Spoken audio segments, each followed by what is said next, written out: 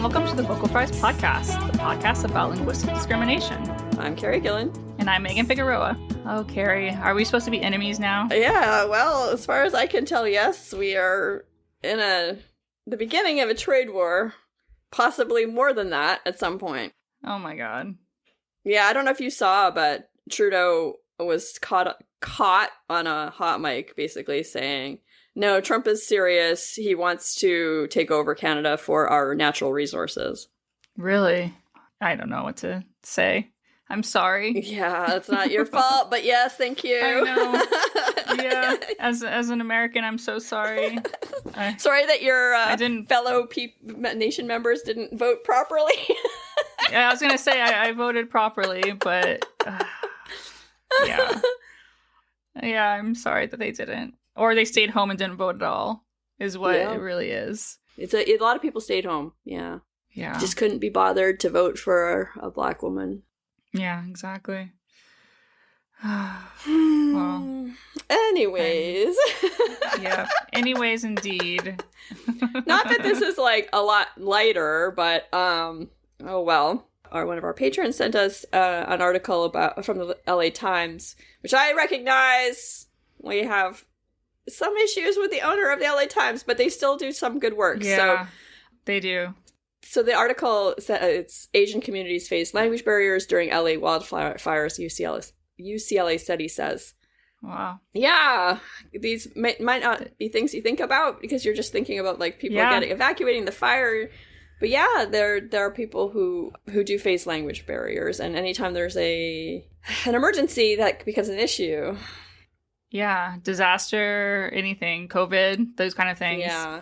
And we talked a little bit about sign language. I think it was in the bonus last time around this same issue. But it's not just It's not just deaf and hard of hearing people. There are people who speak other languages other than English too. Yeah, and I can't believe there's already a study on this. That's true. Hey, really quick. Yeah, that's true. Well, it's important stuff. It's important to kind of reflect on the wildfires and see where we can learn from. Especially, and doing it quickly kind of matters in something like this. Yes. So there are 50,000 Asian immigrants and their descendants living in the 4 evacuation zones, which were the Palisades, Eaton, Hearst, and Hughes. And of that 50,000, 12,000 needed language assistance. Wow, that's not a small number. No, it's pretty big. Yeah. And there was apparently a, quote, dearth of multilingual communication alerts. And then on top of that, so that was just the people who were living in the evacuation zones. Across LA County, there are over 500,000 Asian Americans with limited English proficiency. Wow, I had no idea. I just had no idea. I always think of like the Latinos that have limited English proficiency. But not thinking of the Asians that have the limited English proficiency, which is on me. Well, you have your particular area of focus, right? Yeah. But like all immigrant populations, well, almost all anyway, have people within them that have limited English proficiency. Yeah. Apparently, the fire alerts were sent only in English and Spanish. Obviously, those are the 2 biggest language. Like, it makes sense that they would be sent in those 2 languages. Right. However, that's a problem if certain people aren't going to be able to read either. Yeah. Oh my God, I'm just thinking about such important information that's being conveyed in these messages that are not being understood. It's horrifying. Yeah. And apparently some people even avoided the evacuation centers because there were no interpreters. Oh, I didn't even think of that. Yeah. Wow. Yeah. That would be so scary. Yeah, where do you go? I don't know. I mean, my only hope is that they're more interconnected, so they have other family members that they can reach out to. But that's not necessarily true for everybody, right? Right. And then apparently also there was no online information about the fires in whichever language. So even if you could go online, you didn't have that access to that information because of the barrier of language. Yeah. Yeah. So there were some groups, like some nonprofits, that were putting together pamphlets and resource guides and things in multiple languages. precisely because the government wasn't doing it. No one else was doing it. So they provided this information in English, traditional and simplified Chinese, Hindi, Korean, Thai, and Vietnamese. Oh, wow. On information on shelter, housing, childcare, etc. So there are people doing this work, but that's still probably not every language that would be needed. Yeah. Right? Those are just the big ones. Yeah. But at least those were good. They got those. Right. But you would have to know to go to the AAPI Equity Alliance's website to find that information. Oh my gosh. Yeah. Right. I'm sure not a lot of people knew that. Right. Like, it was probably past word of mouth, because, yeah, I don't know. Because also, like, I don't know, I'm hoping they're not using Twitter. Well, like, right. no one's centralized anymore, right? Right. Yeah. Anyway. We need, more resources available to people during crises. Yes. And it's like, I'm not saying this is an easy problem, right? Because obviously there's multiple languages. It's a lot of work, but something needs to be done, right? Yeah. We can't have like text messages going out in only 2 languages in an area where it's multilingual. Right. Yeah, definitely not. That is not helpful. So according to LA County, they actually said that they do have multilingual staff that are helping them. So there's some material translated into Chinese, Korean, Tagalog, and Vietnamese. Mm. This was after the fact? I mean, they're saying that they translated some stuff. I don't know, like, how long after the fact that meant, right? Yeah, yeah. But it also means if they have those staff members that they can do better going forward. That's true. They can start creating materials now where they change the details as needed, right? Yeah. And then also they say that in their Twitter is regularly posted in multiple languages, including Korean and Chinese. Again, I'm like, but it shouldn't be on Twitter. And Twitter, yeah. Why is anyone using Twitter? Stop using the Nazi bar! There's no good reason to be using Twitter. Well, unfortunately, because it's still semi-centralized, like, I guess they feel like they have to. Yeah. I don't know. I mean, because you have to have an account to read things on there now, so it's not actually as central. I think it's not as actually as useful as it used to be. Yeah. When you could at least read a tweet if you were sent a link to it, even if you weren't signed in. Mm-hmm. Yeah. So now, as of last Wednesday, the Board of Supervisors' weekly news conferences will be available in more than 60 languages. Wow. That's incredible. That's amazing. How in the world are they doing that? Like, I'm glad they're doing it. I just don't know how they're doing that. Yeah, they must have a lot of interpreters. Yeah. That's great. Yeah. So it does feel like baby steps, but the baby steps in the right direction. So I do want to say good. Yeah. Let's do better next time. Let's do better next time. And it sounds like they're on their way to doing better next time. Yes. Yeah. Well, very cool. I'm glad that they seem to have learned from this experience. Yeah, it seems like things are getting, well, we'll see. But it could possibly be getting better. I know, but I don't know. Who knows what could possibly happen with that? It might be like a DEI issue and get slashed. Yeah. Right. Well, the only thing is that that's not federal, so... Yeah, good point. It may be safe. It may be safer, and you know, they could even just change the name of it and call it something else. True. Yeah. So ridiculous. It is. So ridiculous. Yeah. Anyways, thank you, Diego, once again. Yeah, thank you for the article. And if anyone wants to support our work, support the editing and the transcriptions and the hosting, etc., you can go to www.patreon.com/vocalfriespod. Yes, we really appreciate each and every one of you. Yes. And today's episode, I think, once again, very interesting. Yes. I learned a lot. Oh, definitely learned a lot. Yeah, this one learned so much. This one was a little bit shocking, even for me. Yeah. Yeah. Yeah, so, enjoy. Enjoy.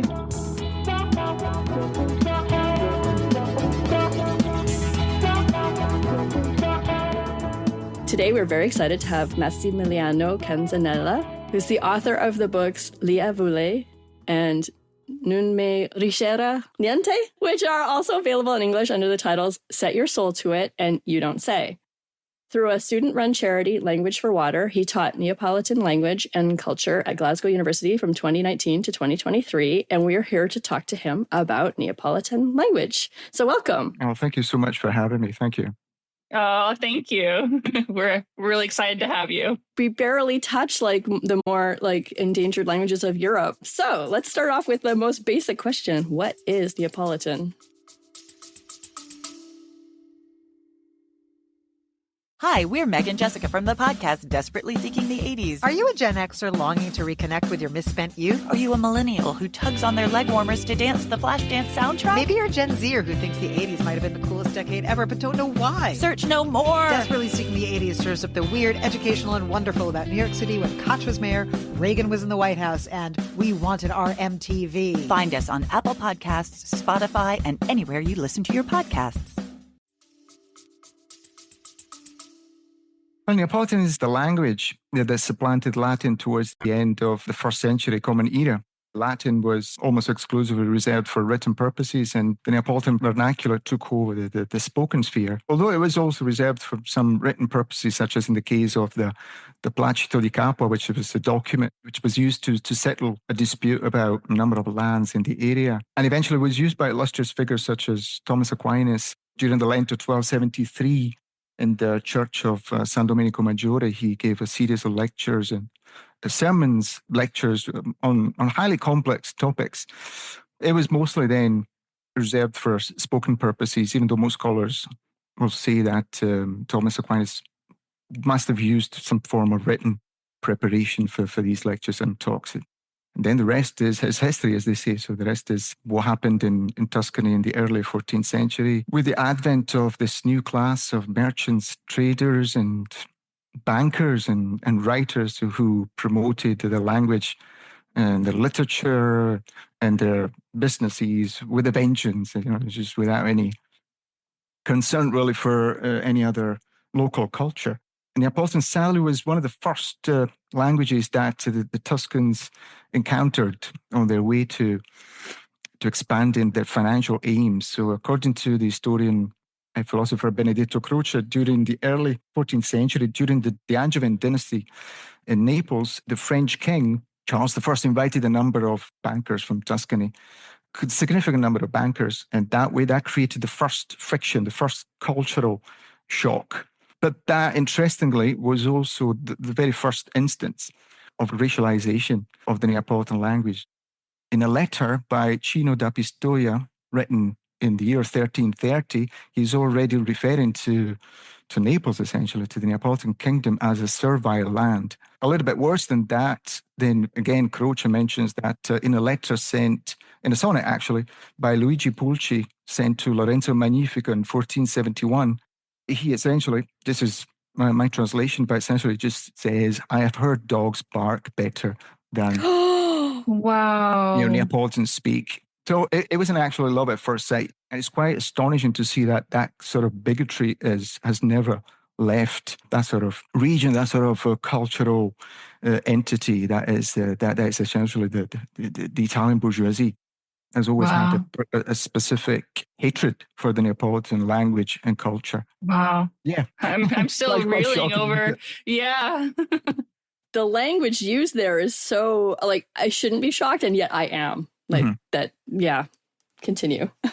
I'm afraid that, as you know, we're not living exactly times when people have a predilection for history. So naturally, since the unification of Italy, this information is gone. Has had to be, buried somewhere. And Croce himself, who was not certainly in favour, he was a middle-class person, and he was in favour of the annexation of the south of Italy by the Kingdom of Italy, etc. But at the same time, he admitted that as a result of the annexation of the south of Italy by the Kingdom of Italy, then bigotry would have seeped into the culture and would have turned it to something monstrous, essentially, which is now has been, I believe, epitomized by the forging of this new Italian N-word, which marks, I think, just really seriously perverse moment in our history as Italians, and I suppose as Westerners as well. The infamous N-word that we've talked about. Which is? Well, the N-word essentially was introduced, I believe, in 1993 for the first time. And prior to the unification of Italy, Neapolitans were referred to as Africans. Oh. The Italians in their colonial aspirations, they've always been there. And therefore, I cannot think of one of the architects of the unification of Italy who did not refer to the Neapolitans as Africans, as stinking and carriers of the worst epidemics, including smallpox. So truly racialized. But then eventually, after the unification of Italy, there was a huge migration wave, which was truly the very first one. Neapolitans had never had to leave their land prior to the unification of Italy. So as they made their way, particularly after the Second World War, as they made their way to the north of Italy, where most of the Marshall Plan had been diverted, the locals in Piedmont, where most of the factories were, they referred to the Neapolitans as, by using their own dialect or language, I should say, Piedmontese, they referred to them as simply Napoli, spelled with a slightly different spelling than the actual name of our city. So the word is Napuli, which naturally stood for Napoli, Naples. That essentially was the exact same as Oki in the Grapes of Wrath. So it stood for scum. Okay. Sadly, the Italian dictionaries don't make any mention of what it actually stands for. And actually, they justify themselves as, well, it's kind of old-fashioned now. It's not used anymore. Old-fashioned, yeah. So that's what they actually say. Amazing. But there was some tiny online furor at the time, and they justified themselves by saying essentially, well, then the words, was used then, and then people racialized, appreciate that, but then eventually the word was also used by some esteemed writers such as Fenoglio and others, esteemed Italian writers. So we cannot help but acknowledge this, and therefore we just take it. But what they did, these Italian authors, they used the actual Piedmontese word, which was spelled differently, but they thought of just of doing us an extra favor by translating it into Italian. By being a local, racist remark in their own language, they thought, well, this is not going to offend Neapolitans unless we actually translate it. So let's just translate it. Let's make it Italian so it's properly harassing them day and night. But then sadly, our ruling class, our intellectuals, they've been sadly perfectly culturally assimilated, so that there was hardly a response from the local media and the local intelligentsia, and they just moved on because naturally they think that we are a different ethnicity altogether. They're not Neapolitans; they're Italians who speak Italian who live in Naples. Which is exactly the same stance assumed by Elena Ferrante. She said, "I'm not." Well, she's out there. She's out there with the rest, and she's making the most of this new, racializing wave. Yeah, they say this is our identity. We never associated ourselves with this language. Why am I so shocked? I'm actually agape. You are. You should see your face. This is there is a really well orchestrated wall of omerta around the plight suffered by Neapolitans, and it's been going on for, I would say, for at least since 1647 with the revolution of Masaniello, which really instilled a lot of fear into the powers that be in Europe, particularly the English at the time, who feared the rabble and all the rest. And so there's been this. They worked a lot. They've done a lot of work in terms of just creating this the idea of the Neapolitan savage. I noticed you were pretty shocked when I mentioned Ella Ferrante. It's quite interesting because I believe he's been, because they're saying that obviously her husband there as well, and she might not even be from Naples, which makes perfect sense because at the end, I think she just picked something that was easily commodifiable and sellable as a similar to essentially what D.W. Griffith did with The Birth of a Nation. He knew that was going to be a hit because that was part of the culture. So if I take that trope and I stick it in a country where there is an animadversion against these savages, and I just describe them for what people assume they are as rapists on the loose, then clearly it's going to be a hit because and millions of readers have been duped into thinking that she's some sort of feminist heroine or icon, but it's really similar. It's really similar to. It makes me, when I think of Elena Ferrante's books, I really think of the expression used by Chinua Achebe when he talked about, Heart of Darkness, a thoroughgoing racist, instead of using the more explicit term that he used at the time. I remember trying to watch, because the books aren't that explicit in terms of their racialism, but then when you go and see what the TV adaptations is absolutely sickening to the stomach. But I remember trying to watch it when my wife, Veronica, has obviously been sharing every single effort we've been doing for 30 years. And Veronica, she's a Glaswegian herself. It took us 2 minutes to realize that the extent of this actually vile bigotry that was behind the story. And the same applies to Roberto Saviano. With obviously he picked different ingredients. He took the atavistic view on Neapolitans that was perpetuated through the positivist school, and then eventually with the Cesare Lombroso work. And the rest, again, is a history of these stories that sell millions at the expense of a people who are just seeing their just language and culture beleaguered and fading away in a way that is obviously is going unchecked. It makes me think of, it's one of the greatest inspirations I've had in my work as an activist are the words, Toni Harrison's words, when, in her famous eponymous Nobel lecture, when she was talking about, just language, oppressive language is oppression itself, the language of bigotry. And so she said that possibly you were talking to us, to you guys primarily, and you say, yes, it has this sort of language of bigotry, the language that uses racism disguised as literary talent, should be exposed and denounced. But hopefully they'll get a little more exposure. Absolutely. Yeah. I mean, I've never read, what's her name again? Elena Ferrante. Elena Ferrante. I've never read any of it. I've never seen any of it, but I know obviously who she is. I know some of the background and stuff. Mm-hmm. No idea. Absolutely zero idea any of the racist tropes or anything. Because, it doesn't come up. No, I guess because, North Americans for sure don't have access to that. Like, we wouldn't understand what she was doing. Another major problem that we have as Neapolitans, again, we are sort of surrounded by the West. Just the West has been our case because naturally, as the Italians produced this sort of this scientific, the race science that established that we were savages, then when after the migration wave to the States produced their infamous Dillingham Report, which categorized Southern Italians essentially based on the racial prejudice that was created, that was forged by the Italians, by the Piedmontese administrators. And that has created, as you know, it's just the Italians for a good number of years, they were considered as just scum as well in the state. And it was only later on when they were offered Columbus as a symbol of cultural assimilation. So they were told, you just accept, if there is a boat for you to jump the lifeboat, that is the Italian culture, jump the lifeboat, but you need to leave all your Sicilian and Neapolitan heritage behind. You need to ditch it, dump it. So that's what they did. And there is a massive wave of internalized racism, which then caused self-bigotry. And so you see a lot of, in many cases, it's Southern Italians themselves who will produce highly racist work.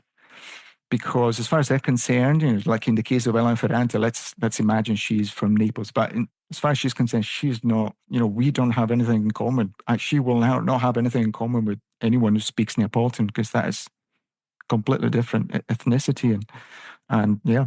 It's so hard for me to conceptualize someone who is, from the same country. Like, you clearly have like some things that you must share, totally different ethnicity.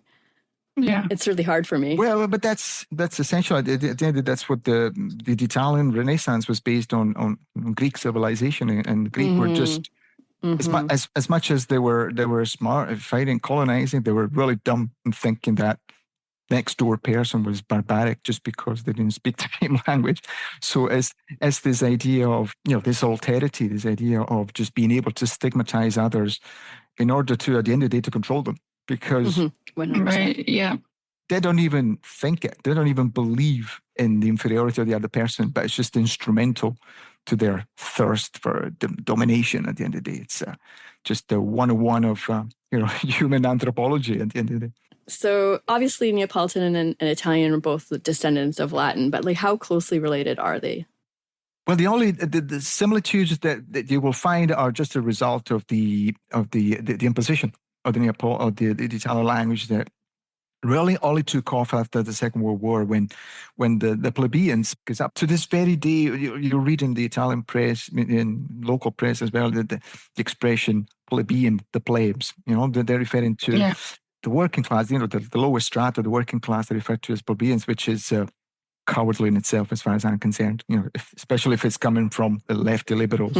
But after the Second World War, these guys, including my parents, they were invited to come to school because they had to go and work in shops, and therefore they had to become proletariat. But that took quite some time because, as Pasolini himself explains, essentially it was the TV. Even I was born in 1972, and I remember up until I went to primary school, I hardly knew what Italian was. I didn't know, except for I lived in one of the poorest deprived districts in Naples. That's where I grew up, and one of the most densely populated districts with 80,000 people in a tiny space, really.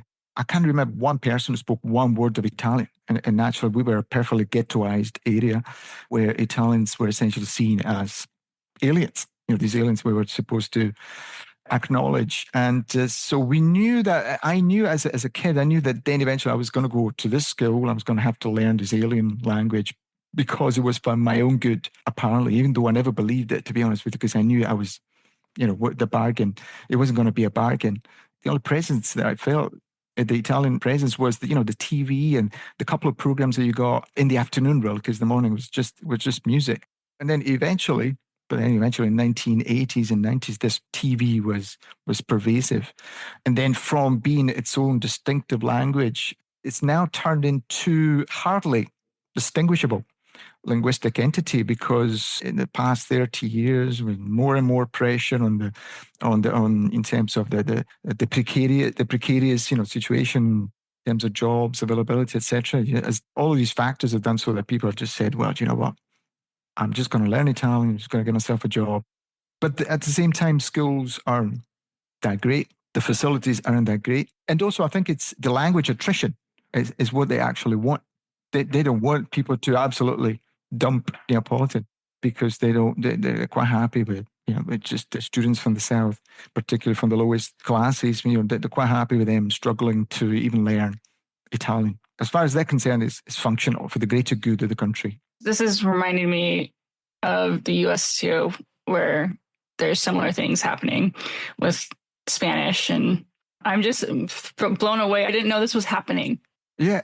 And sadly, we're quite close to the possibility of an extinction, because again, with the new technologies and all the rest, and there is a new migration wave, and vast majority of the graduates that leave, but most importantly is that there's also this self-indoctrination, the self-bigotry that is driven by this literature and this really cunningly racist art that is all out there, and it's force-fed to the young, so that at the end of the day, I don't really need to just impose Italian anymore. They're actually doing it themselves. I don't need to minstrelize their culture, because they're doing it themselves. In fact, even in the States, every once and then, videos will pop up on my socials, and it's mostly Neapolitans interpreting the racist tropes that have been created against them. Well, which is, just that happened, just the black and white face, the minstrel show and the black and white things, because that is all part of the same trick. But it's hard to explain, because you just say, well, you're okay, you're in Scotland, you got a job, I need to get on with it. I need to get on with my own things. I need to teach my children the dominant ways so that they can join forces with the oppressors. Wait, but you're oppressing yourself? Do you understand that? But obviously, fear is such a gripping force that it's hard to get through, those who are just being basically just shackled by language oppression, which is, at the end of the day, is a form of ideological oppression. You can't think straight anymore. Yeah, no, it's absolutely. You have this constant attraction between these two conscience, this double consciousness that is also deleterious in terms of your mental health. And the more you fight it, and the more anguish and the more strain, physical and mental strain it causes. So a lot of people would just rather just get on with it and forget it and pass it on to the next generation. But you never know. You never know what might happen. I think sometimes there is a last minute reprieves. Yeah. The details are slightly different, but like this pattern is the same across the world, right? Like the oppressors try to convince the oppressed that it's better just to like give up their language for economic reasons, for power reasons, whatever it is. And it often works, at least for a while, but there's at least, a pressure on the other direction finally in many places. I don't know about Neapolitan. Sure. Well, sadly, the thing is this: imagine we up until even to this day there will be. In fact, I ran this experiment. It was called essentially just an experiment on my Facebook page, and it was called "Speak Neapolitan for 1 minute," but no jokes to avoid deminstralization. Just expound some sort of thought. Just to talk about something, about explaining your opinions about something without being too pathos filled, or just keep it cognitive, rational, just basic. No one managed. And all the participants were just interpreting the minstrelized image of themselves. And they were impersonating tropes, including from the Commedia dell'arte, which was, in fact, that's something else that we should it should be rediscussed as a Commedia dell'arte was essentially this great Hollywood or 16th century Hollywood that dictated. There was also contributed to racializing cultures as well, with all these stock characters and fixed characters. And in fact, quite interestingly, Benedetto Croce noticed that from the Commedia dell'arte, that also filtered through the Elizabethan age.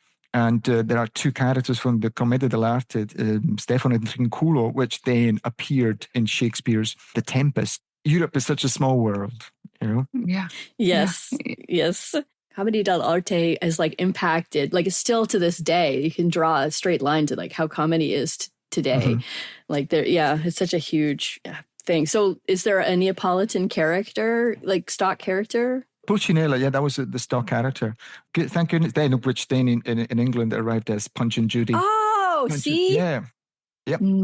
But naturally, the people forget that it was the palace was very much in control, even though there was itinerant companies and there were professionals, but the palace was really very much in control of what was going on and what was being represented. And Benedetto Croce, he traces all the development of this character from being a member of the plebe, and then was the buffoon, and then there was a lazy, and then then it became.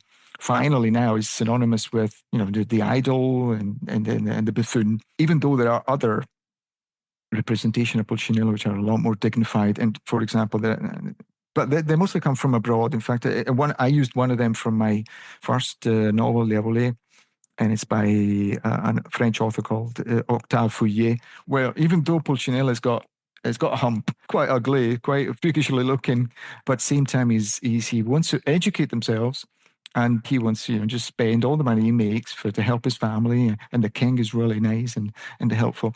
So the tropes are created, but then, the dominant groups make sure that it's only the bad ones that go in and have the impact that they should be having on the subaltern cultures. So speaking of your novels, why did you want to write novels in Neapolitan? I thought it was actually self-healing in that the first time when I was at university, I realized that I was incapable myself of standing up and speaking Neapolitan without fearing to be laughed at. I realized that. So I'm at university, I'm learning 3 languages, but wait a minute, I've been taught this language, which I think is pretty amazing. Why is it that I can't stand up and just have a conversation in it? And why do I think that if I did that, people would laugh at me? And then, so I was trying to articulate this thought, and then luckily I bumped into this novel by Victor Hugo, L'Homme qui rit, or The Man Who Laughs.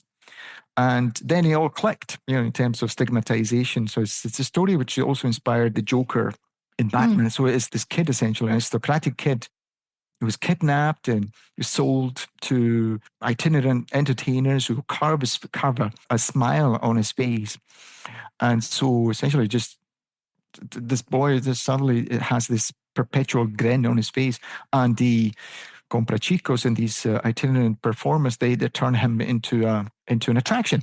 So that's all he does most of his life. He's sad, he's, crying his heart out, but at the same time, people think he's smiling. Then I realized that's obviously, obviously somebody did that carving on my face. So I just went and I decided to reveal, the very act that lies behind this stigmatization. So that's why in my first novel, it's quite funny because I imagined that Victor Hugo went to Naples prior to the publication of his book because he had heard that Neapolitans as well were being stigmatized as this and that, and he goes to the theater where the performance of the boy who laughs has been staged, and he speaks to the Neapolitans being ridiculed and rendered as a buffoon, and the boy says, "Well, what can I do? Can you see? They're waiting for me to laugh. As soon as I open my mouth, they're already laughing, and I haven't even opened my mouth yet." In his dressing room, he's actually literally shackled, chained to the wall. Victor Hugo, he's carrying a couple of books, his Moby Dick and the actual Pulcinella biography, yet he's trying to smash up the rings of the chain. And possibly something I was trying to say to myself, and the kid just says, "What are you actually doing? Can you not see that is actually an iron chain and you're trying to break out a couple of books?" So the message behind that is you actually need to do something about it. You can't just publish and expect people to just act upon them. You need to be out there and show, as cringy as it might sound, you just really need to be the change you want to see. Absolutely. You need to make it happen. And hopefully somebody will inspire, just hopefully before it's too late, because we really don't have much time left. I possibly have one more generation, but maybe we'll still have time. When you're talking, this totally reminded me. Is Pinocchio, does it have these tropes in it? Pinocchio is one of I actually teach it occasionally as far as I'm concerned, it's one of the darkest. It's very dark. It's super dark. Extremely dark. I think he's just trying to tell us that human beings are a lot more evil than we tend to think. I suppose in terms of just the cat and the fox disguising themselves and constant disguising that is, and also sometimes the mangiafuoco or fire eater. I think is sometimes appearances can be quite deceitful. Yeah, I suppose there is a similarity, but oh, okay. Why is Neapolitan important? I believe that we've suffered extensively throughout the past 3,000 years. I think each language is a creative cognitive system. So I believe it's just a way for human beings to remind themselves of how to survive, of how to use their resilience in the face of oppression. We're still there. We might disappear, but we kept at it for at least 700 years.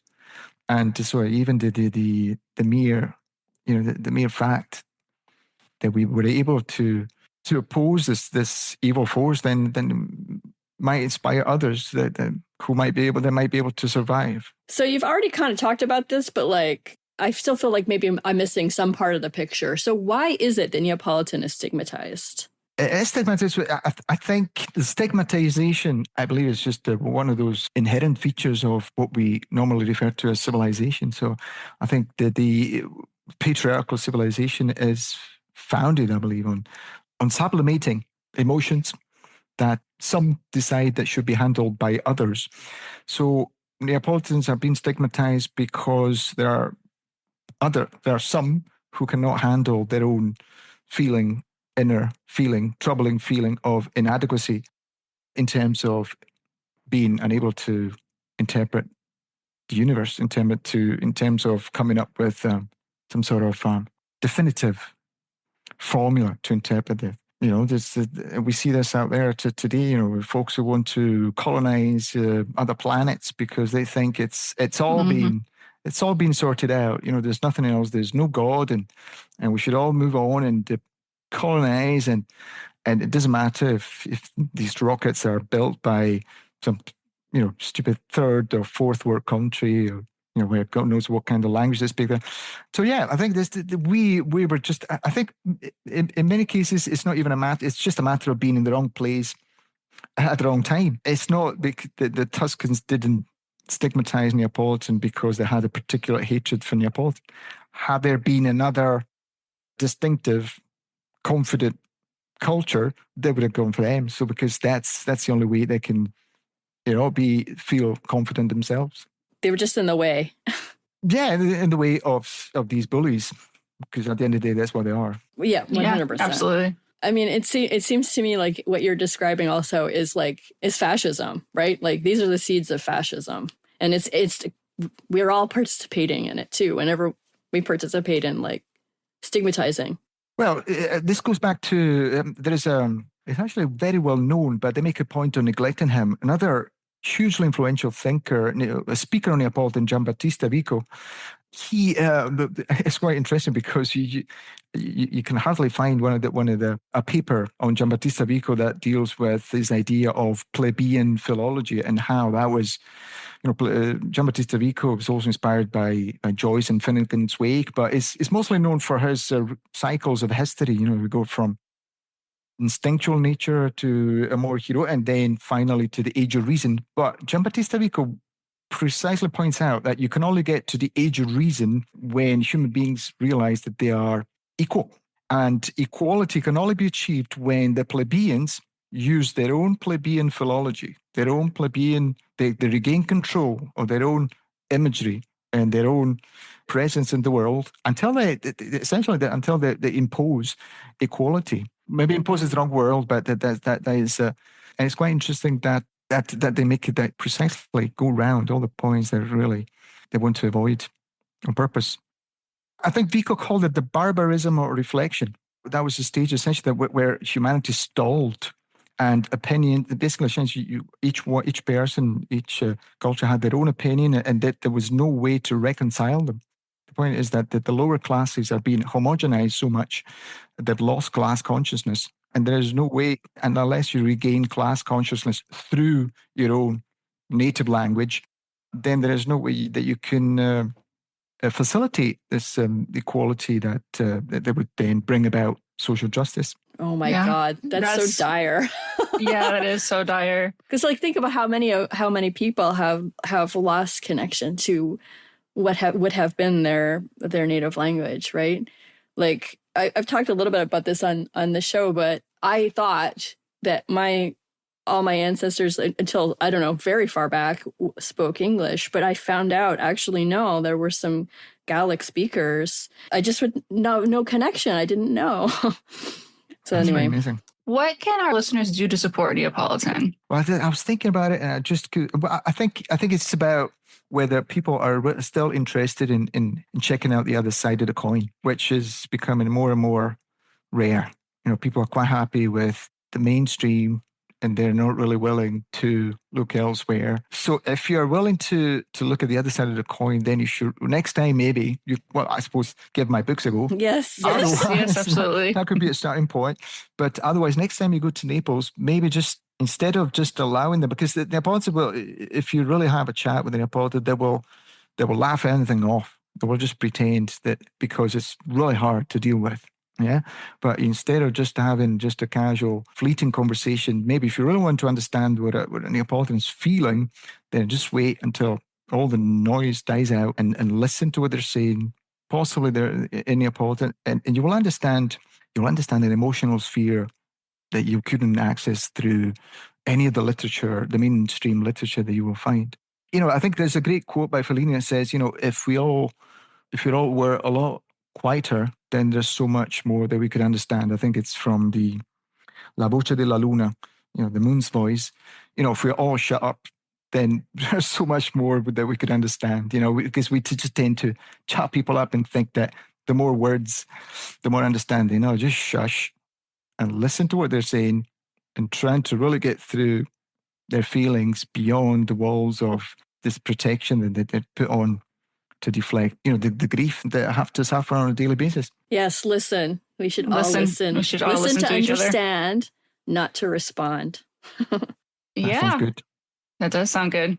So, is there anything else that we didn't touch on that you would like to let our listeners know about? No, I'm just, as I said at the beginning, I'm just starstruck because I just think you two are just like, if there were language Marvel characters, you two would be just my favorite. They should be. They should be. They should be. That's the sweetest thing anyone's ever said to us. That is so flattering. That is so flattering. It's true, it's absolutely true. Been a great honor. I think, and I do believe that, it's the tiny differences then they can make, they can produce actual change. It's one tiny bit at a time. So I thank you very much. Thank you. We appreciate you very much. I think you blew both of our minds. You did. I know. I usually have more to say, I think, but I'm like just learning right now. Just I have a feeling that I understand a little bit more than Megan does about like the situation in Europe, and I'm still flabbergasted. Still. Yeah. Mm-hmm. So thank you so much. Oh, thank you. Yes, thank you. And we always leave our listeners with one final message. Don't be an asshole. Don't be an asshole. And would you like to say that in Neapolitan? Non frustrons. Lovely. Thank you so much. Thank you. Thank you. The Vocal Fries podcast is produced by me, Carrie Gillen, theme music by Nick Granum. You can find us on Tumblr, Twitter, Facebook, and Instagram at VocalFriesPod. You can email us at vocalfriespod@gmail.com, and our website is vocalfriespod.com.